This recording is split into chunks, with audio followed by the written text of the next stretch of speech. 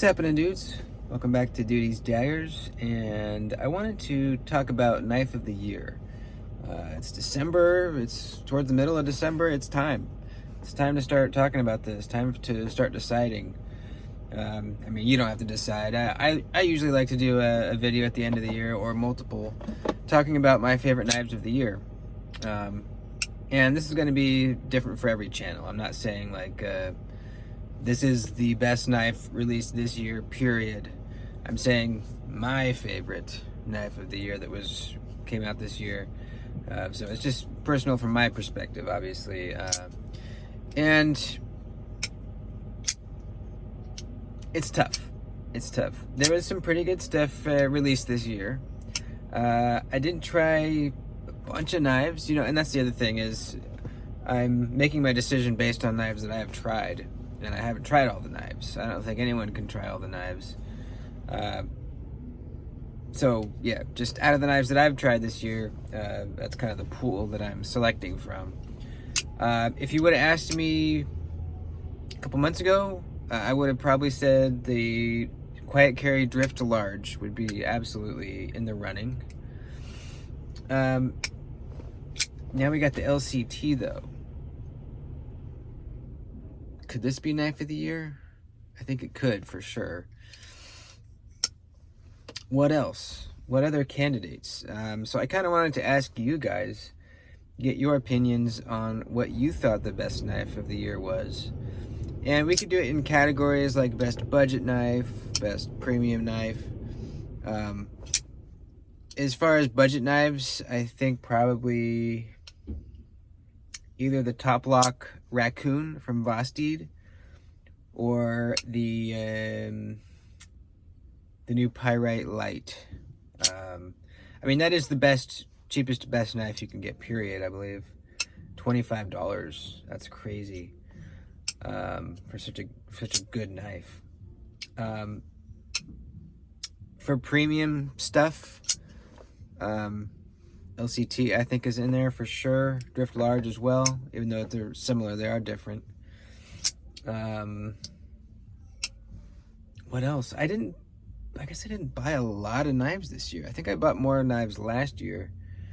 Probably because I'm buying more expensive knives this year, so I'm getting fewer of them. The TRM Bulldog was released this year. I like it.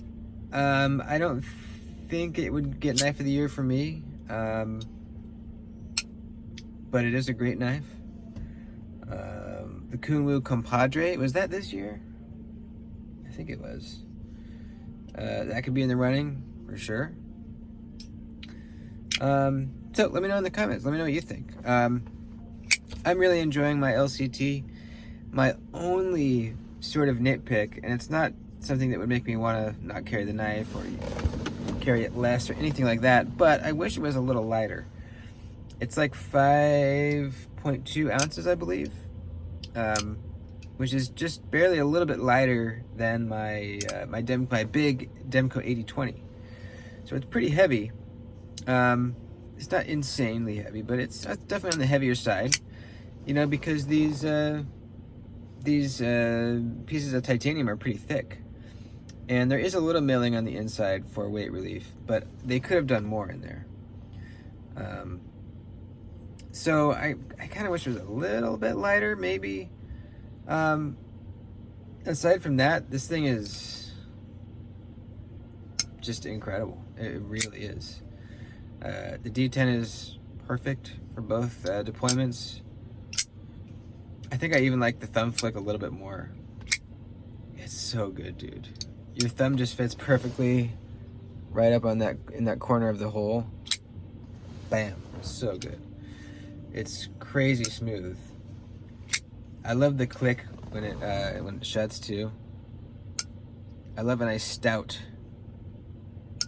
click. Pocket clip, insanely good. Lock bar access, really, really good. Texture, amazing. Ergonomics, amazing. Extremely sharp. A little bit thicker blade stock than the Drift Large, but still going to be very slicey. excellent sharpening choil.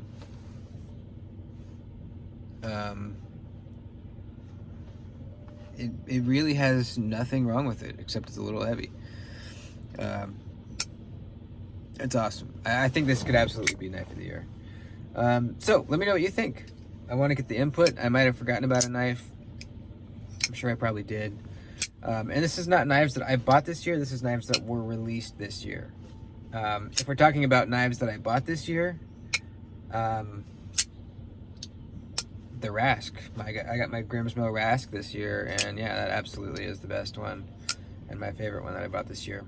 But we're talking about knives that were released this year, so that's it. Also, I'm carrying my ABW slip joint. Now, this was this? I don't know if this was this year or not. I don't know if he had some before. Maybe he made a few last year. I'm not sure. This is an awesome knife. I love it. I hope that those of you that wanted to get one were able to get one on the latest drop that happened.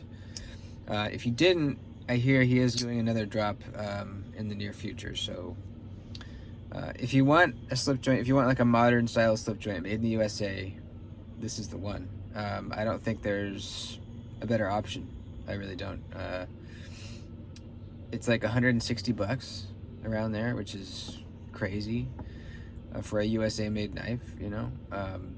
If you compare it to like Jack Wolf's, which are $300 and made in China, it's wild, you know. From purely a fit and finish and walk and talk and, you know, action and all that perspective, the Jack Wolf's are a little nicer. But the whole package, taking into account that it's made here in the USA, this is a better one. It's a better knife. So I've been carrying the crap out of it. You can tell it's getting some wear, which I love. I'm not carrying it in a slip. I'm just dropping it straight in my pocket. I've kind of been doing that a little bit more recently because it's giving me the wear. It's jangling around with the other stuff in my pocket and giving it sort of like a natural stonewashed look, which I really, really am digging. So there you go. Just a little kind of update video and talking about knife of the year. Let me know what you think. I'll talk to you in the comments. Love ya.